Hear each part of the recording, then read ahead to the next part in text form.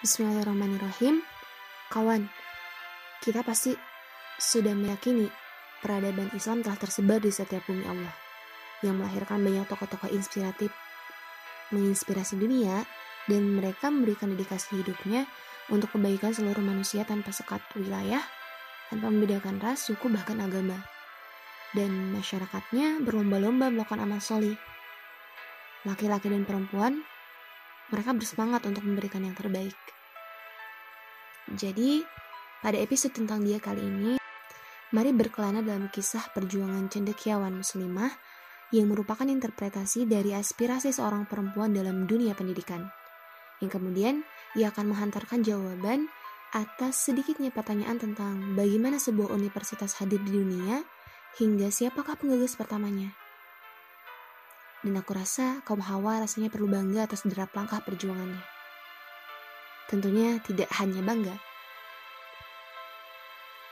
Ini terjadi sekitar abad 9, di saat keadaan Eropa masih tertatih-tatih menempuh pendidikan.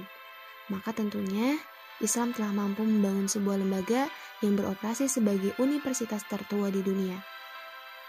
Didirikan pada 859 Masehi, hampir 100 tahun sebelum pendirian Al-Azhar Kairo, yang terletak di Maroko, dan namanya itu adalah Universitas Al-Qawariyyin. Agaknya sedikit asing, tapi mari tetap menjelajahi walaupun hanya sepersekian potongan kisahnya. Mudah-mudahan dapat mengambil hikmah. Penggagasnya adalah seorang muslimah Tunisia yang kemudian berhijrah ke Fez, Maroko. Ia seorang ahli fikih, ahli hadis yang lahir dari keluarga berada, yang selalu berjuang sejak belia hingga akhir hayatnya, diawali dengan bekal kepedulian sosialnya yang tinggi pula pendidikan yang ditanamkan ayah ibundanya. Ia selalu memiliki banyak impian yang harus segera mungkin dirampungkan dengan bukti. Sosok muslimah itu bernama Fatimah Al-Fihri, yang sering dijuluki Al-Banin, yang berarti ibu dari anak-anak Fez. Fatimah Al-Fihri. Lagi-lagi mungkin agak terdengar asing di antara nama tokoh-tokoh muslim lainnya ya. Tapi tidak apa, mari lagi-lagi mengenalnya bersama. Rekam jejak Fatimah Al-Fihri jelaslah menjadi pembuktian kesekian kalinya bahwa Islam tiada pernah membatasi gerak langkah perempuan dalam aktivitas sosial. Layaknya Aisyah radhiyallahu anhu yang dengan leluasa menjadi ahli hukum, ahli fikih, yang pula kerap kali ikut dalam pergerakan-pergerakan politik pada masa kekhalifahan Utsman bin Affan. Dan sebenarnya banyak lagi nama para muslimah terdahulu yang sukses berkiprah di berbagai ranah kehidupan, tapi tetap tidak melampaui dan mendobrak fitrahnya.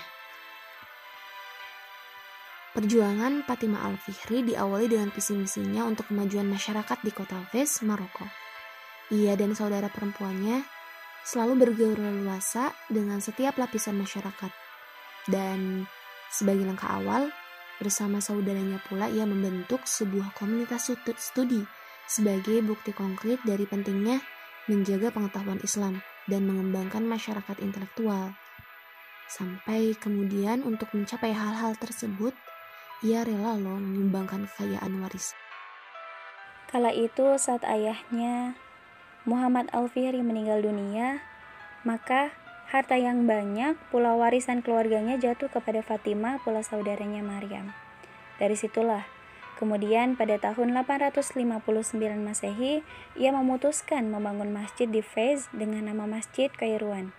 Sedangkan Maryam Al-Fihri juga membangun masjid di Espanyol dengan nama Masjid Andalusia.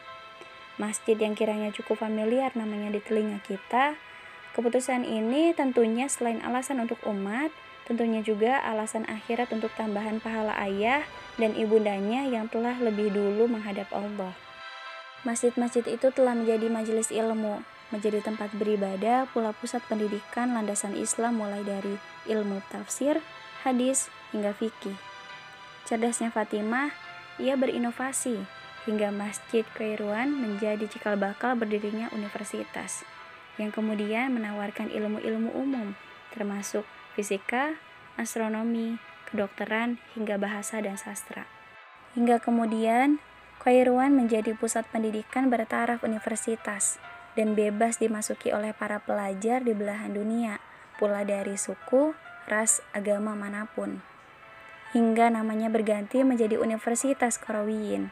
Sungguh, atas izin Allah, Qarawiyyin hadir atas ide-ide cemerlang Fatimah, mulai dari pembangunan hingga sistem kurikulumnya, bahkan membiayai biaya pendidikan pelajar Al-Qarawiyyin. Ia juga mencetuskan sistem pemberian gelar.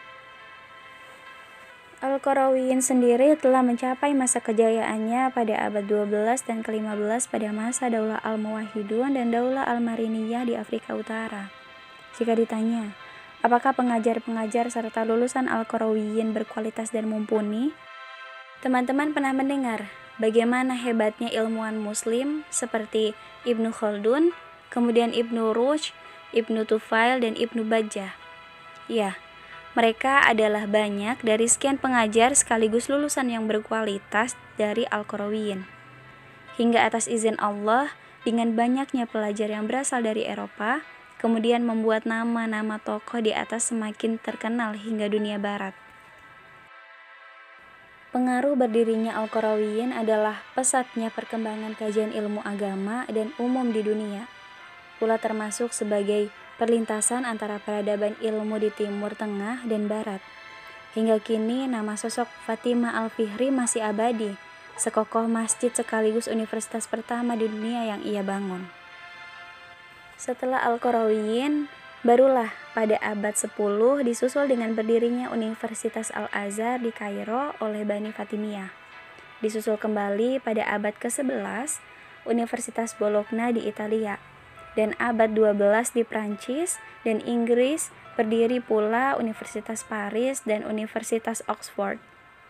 Ya, Universitas Al-Qarawiyyin yang sebagai bukti dari ide cemerlang Fatimah Al-Fihri ini merupakan contoh sempurna tentang bagaimana Islam menggabungkan spiritual dengan pendidikan, dan bahwa Islam tidak terpisah dari kehidupan. Ini pula bukan hanya sebuah contoh bagaimana pendidikan dan agama bergabung di sudut kecil dunia, tetapi menyoroti pula peran terhormat perempuan dalam masyarakat.